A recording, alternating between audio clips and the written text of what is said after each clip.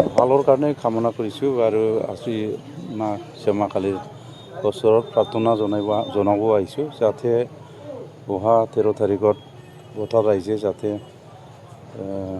মিত্ৰজোঁটৰ প্ৰাৰ্থী মই নিৰ্মল কুমাৰ ব্ৰহ্মক তেখেতৰ ছবিত যাতে সকলোৱে তলে বলে আহি পেলাই সকলোৱে ভোটদান কৰে সেইটোৰ কাৰণে মই মা শ্যামা কালীৰ ওচৰত প্ৰাৰ্থনা কৰিবলৈ আহিছোঁ। এইটো একচুৱেলি কেতিয়া স্থাপন হৈছে কিমান পুৰণা হৈছে মই নাজানো। মোক আমাৰ কক্সবাজাৰ লোকসভাৰ MP জয়ন্ত বসুমতাৰী ডাঙৰীয়া তেখেতে মোক জনাইছে আৰু তেখেতৰ পৰামৰ্শ মতে মই ইয়াত আজি আহিছোঁ। স্থাপন কেতিয়া হৈছে মই ক'ব নোৱাৰোঁ।